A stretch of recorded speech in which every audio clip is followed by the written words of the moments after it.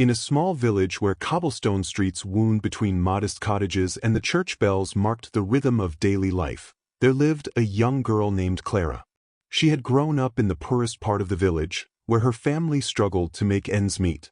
Clara's father had passed away when she was very young, and her mother worked as a seamstress, her fingers perpetually pricked by needles, her eyes strained from working by candlelight late into the night, all to provide the bare necessities for her daughter. Clara was a beautiful child with dark curling hair, bright intelligent eyes, and a smile that could light up a room. But what made Clara most distinctive wasn't her natural beauty, it was her kind and generous heart. Despite having so little, she would share her meager lunch with children who had even less. She would help elderly neighbors carry their bundles without being asked. She would sing to cheer up her tired mother after long days of work. The villagers would often say, "That Clara is a treasure. She may wear patched dresses and worn shoes, but her heart is pure gold." Clara's shoes were indeed worn, so worn that cardboard had been placed inside to cover the holes in the soles, and still her toes would get wet when it rained. But Clara never complained. She understood that her mother was doing her best, and she was grateful for everything they had. When she looked down at her shabby shoes, she would think, "At least I have shoes. Some children have none at all." Everything changed one autumn day when Clara's mother fell terribly ill. The sickness came suddenly and took her quickly, leaving Clara orphaned at the age of 12, alone in the world with nothing but the patched dress on her back and the worn shoes on her feet. The village came together for the funeral, and Clara stood by her mother's grave with tears streaming down her face, uncertain of what would become of her. It was then that Madame Elizabeth stepped forward. Madame Elizabeth was the wealthiest woman in the village, a widow who lived in a grand house on the hill.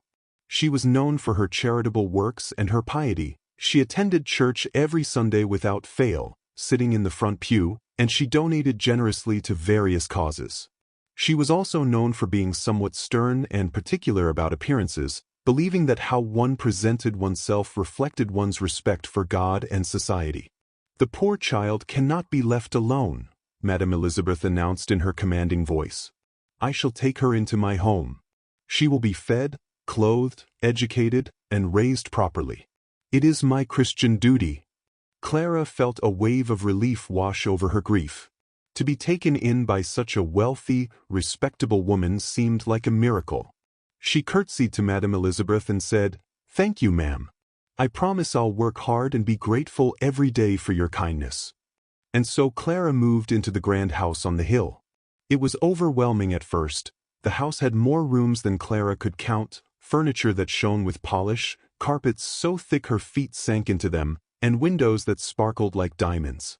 Madame Elizabeth immediately set about transforming Clara from a poor village girl into a proper young lady. She was given new clothes, fine dresses of good fabric, petticoats with lace, stockings without holes. She was taught proper manners, how to sit with perfect posture, how to speak in refined tones, how to curtsy elegantly. But Madame Elizabeth was most concerned about Clara's appearance in public, particularly at church. "We must present ourselves as respectable before God and the community," she would say repeatedly. "Slovenliness is next to godlessness. People judge your character by your appearance, and we must never give them reason to think poorly of us." For her first Sunday in the grand house, Madame Elizabeth took Clara to the finest cobbler in town. The shop was filled with shoes of every kind, practical boots, elegant slippers, sturdy walking shoes.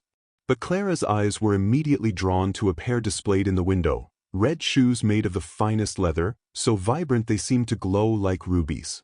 They had small heels that made a satisfying click on the floor, delicate straps that fastened with tiny golden buckles, and they were by far the most beautiful things Clara had ever seen. "Those?" Clara breathed, pointing at the red shoes. "Oh, Madame Elizabeth, might I have those?" Madame Elizabeth frowned. "Red? That's rather ostentatious, don't you think? Black or brown would be more appropriate for church." But the cobbler, sensing a good sale, intervened. "Ah, but madam, red is very fashionable this season among the finest families in the city, and they would complement the young lady's coloring beautifully. Surely you want her to look her best." Madame Elizabeth's desire to have Clara look fashionable warred with her sense of propriety and fashion one. Very well. We'll take the red shoes. Clara could hardly contain her joy. She had never owned anything so fine, so beautiful, so special. She wore the red shoes home, and with each click of the heels on the cobblestones, she felt transformed. She wasn't poor little Clara anymore, the girl with cardboard in her shoes.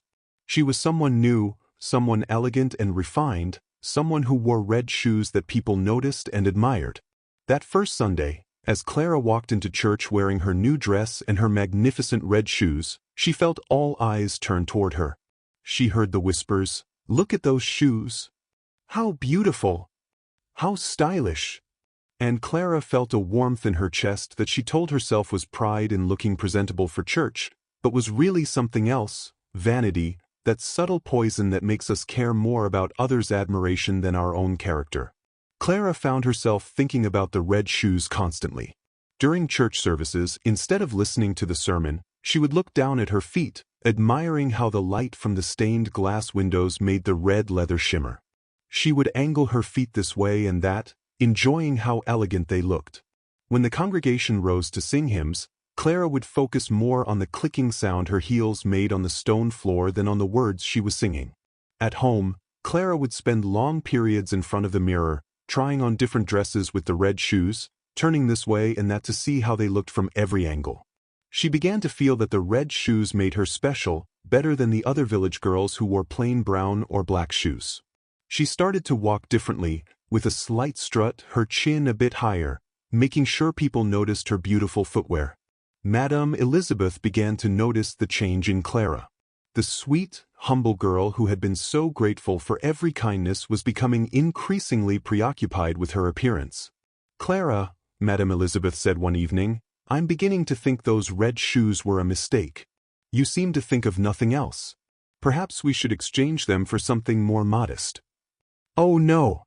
Clara exclaimed, clutching her feet as if the shoes might be taken that very moment. "Please, Madame Elizabeth, I love them so much. I promise I'll be better. I'll focus more on my studies and my prayers. Just please let me keep my red shoes." Madame Elizabeth, somewhat taken aback by the intensity of Clara's reaction, reluctantly agreed. But she watched Clara with growing concern, seeing how the girl's character was being affected by her vanity. The situation grew worse. Clara began wearing the red shoes everywhere, even when they weren't appropriate. She wore them to help in the kitchen, ruining their fine leather with cooking grease. She wore them to walk in the garden, scuffing them on the gravel paths. She insisted on wearing them to visit the sick and poor with Madame Elizabeth, where her fancy footwear seemed like a mockery of their poverty. But Clara didn't see it that way. She only knew that she felt diminished without her beautiful red shoes, as though she became nobody again when she wasn't wearing them. One Sunday morning, as they were preparing for church, Madame Elizabeth fell on the stairs and injured her ankle. The doctor was called and declared that she must stay off her feet for at least 2 weeks. "Clara," Madame Elizabeth said from her bed, "you'll need to attend church without me today. I'm trusting you to behave properly and represent our household well. And Clara," she hesitated, then continued, "perhaps today you might wear different shoes? The red ones have become such a distraction for you." But Clara, who had been putting on her red shoes even as Madame Elizabeth spoke, pretended not to hear. "Yes, ma'am, I'll represent you well. Don't worry about anything." She hurried out before any more could be said about changing shoes. As Clara walked to church alone that morning, she felt an unusual sensation. The red shoes seemed to fit differently, more tightly, and they seemed to guide her steps in a way they hadn't before. She tried to walk slowly and sedately as befitted a young lady going to church, but her feet wanted to skip and dance. How odd, Clara thought, but she dismissed the feeling and continued on. In church, Clara took her usual seat in the front pew, the place reserved for Madame Elizabeth's household. As the service began, Clara tried to focus on the prayers and hymns, but her feet in their red shoes seemed to have developed a will of their own. They tapped during the quiet prayers. They swayed during the serious sermon. And when the final hymn was sung and the congregation began to file out of church, Clara's feet suddenly began to dance. Not a gentle, subtle movement, but real dancing, spinning and leaping and twirling right there in the church aisle. Clara was mortified, trying desperately to control her feet, but they wouldn't obey. The red shoes danced her down the aisle, out the church door, and into the street, with the entire congregation watching in shock and disapproval. "Stop!" Clara cried, but her feet kept dancing. "Please stop." But the red shoes had their own agenda now, and they danced her through the village square, past the market, down the cobblestone streets. People stopped to stare. Some laughed, some looked concerned, some shook their heads in disapproval. Clara's face burned with shame as she realized that her beloved red shoes, which she had thought made her special and admirable, were now making her a spectacle for all the wrong reasons. The shoes danced her out of the village and onto the country roads. Clara's legs ached, her feet hurt, her breath came in gasps, but still the red shoes forced her to dance. Through meadows and forests she danced, unable to stop, unable to rest, unable to control her own body. The beautiful red shoes that she had loved so much had become her prison. As night fell, Clara found herself dancing past a small cottage deep in the forest. An old woman sat outside, tending a garden by lantern light. When she saw Clara dancing past, gasping and crying, she stood up and called out, "Child! What's wrong?" "I can't stop," Clara sobbed. "My shoes won't let me stop dancing. Please help me." The old woman, who was wise in the ways of the world and magic, looked at the red shoes and understood immediately what had happened. "Those shoes have been enchanted by your own vanity," she said gravely. "You loved them too much, cared more about how they looked than about what truly matters, and now they're teaching you a harsh lesson. Is there nothing I can do?" Clara cried, still being forced to dance in circles. "I'm so sorry. I understand now. I was foolish and vain. I cared more about being admired than being good. I forgot all the blessings I'd been given and focused only on these shoes. Please, isn't there any way to break the enchantment?" The old woman thought for a long moment. "There is one way, but it requires a great sacrifice. You must give up the thing you valued too highly. The shoes must be removed, but they've attached themselves to your feet through the power of your vanity. To remove them would mean considerable loss." Clara understood what the old woman was saying, and for a moment, fear gripped her heart. But then she thought about everything she'd lost to her vanity, her humility, her gratitude, her focus on what truly mattered. She thought about Madame Elizabeth, waiting at home, worried and probably disappointed.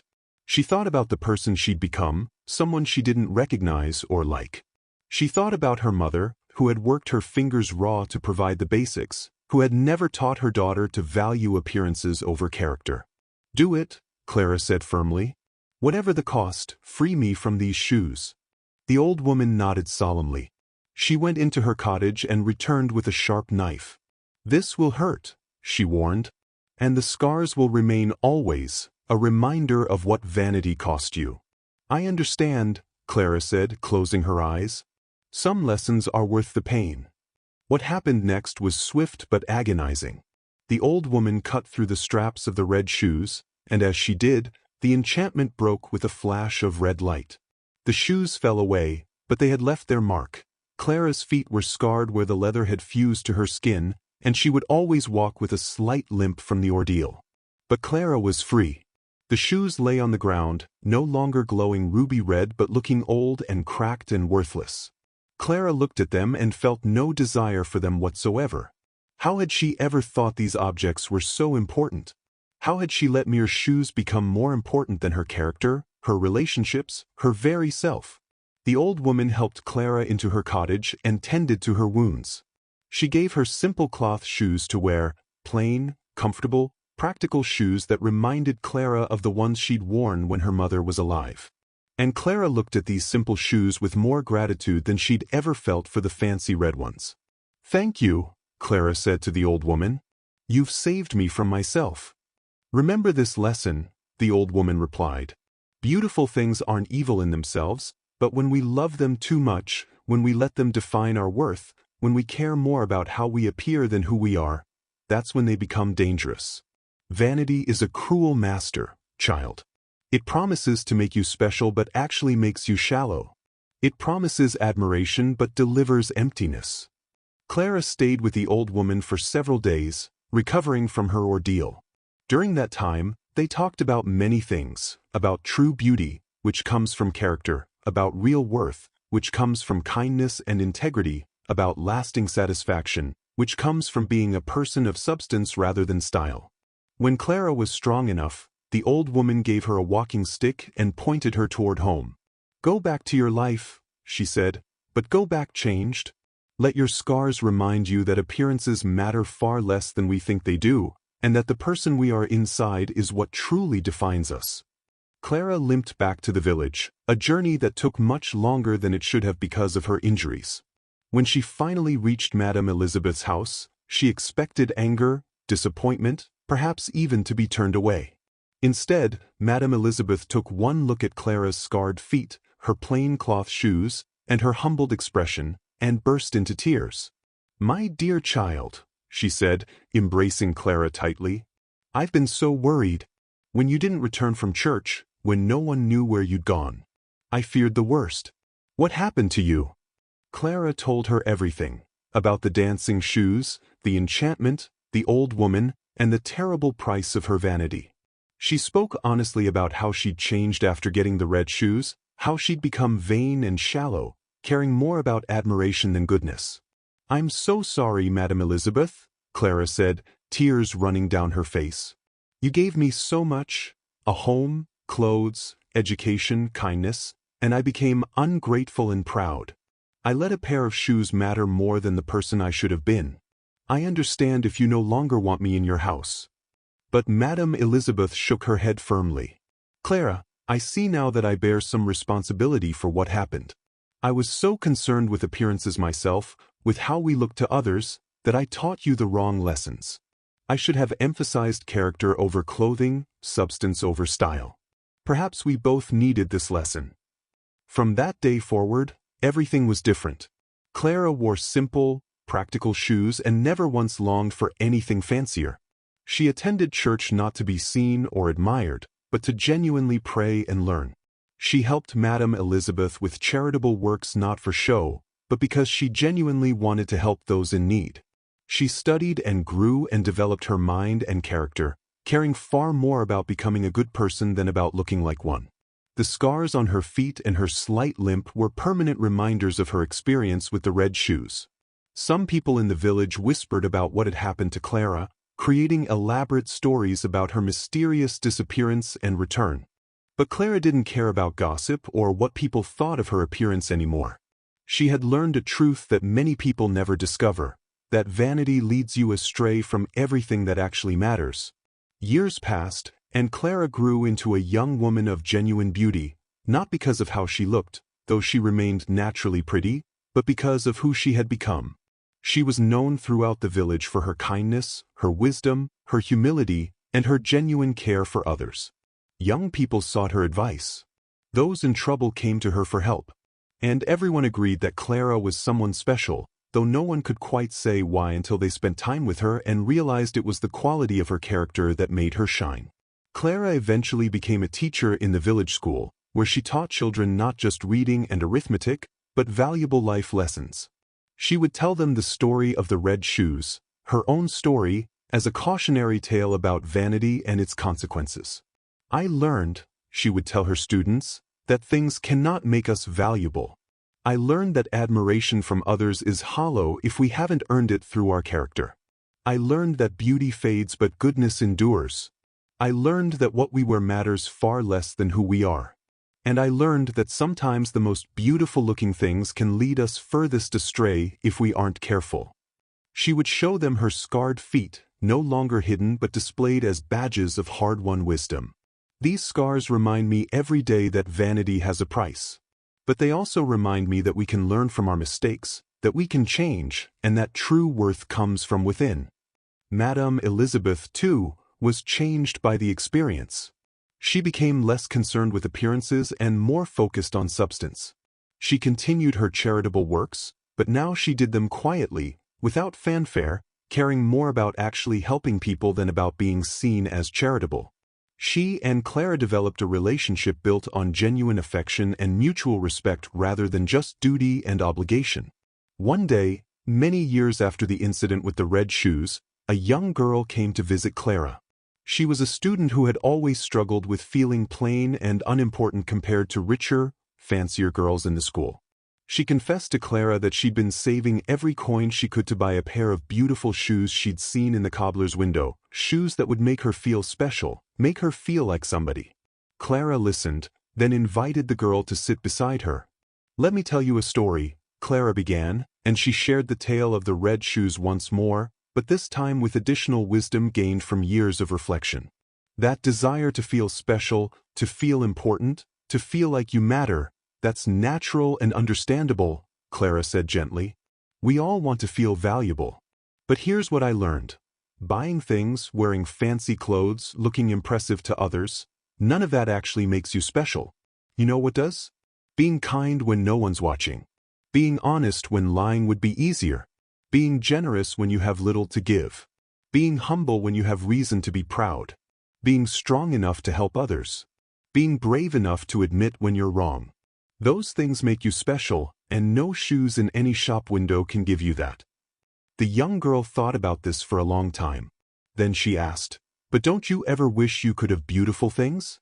Don't you ever want to look impressive?" Clara smiled. "I have beautiful things. I have friendships, knowledge, the ability to help others, memories of kindness received and given.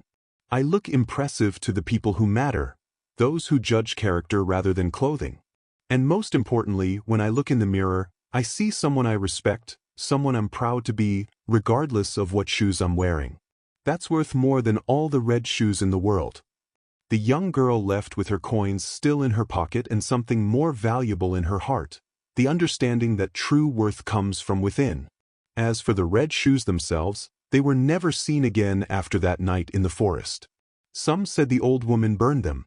Others said they simply crumbled to dust once the enchantment was broken. Claire didn't know and didn't care. She had gained something far more precious than she had lost. She had gained wisdom, humility, and a true understanding of what mattered in life. Clara lived a long and fulfilling life, marked not by wealth or glamour or impressive possessions, but by the depth of her character and the breadth of her positive impact on others. She never again confused external beauty with internal worth, never again let vanity lead her astray from what truly mattered.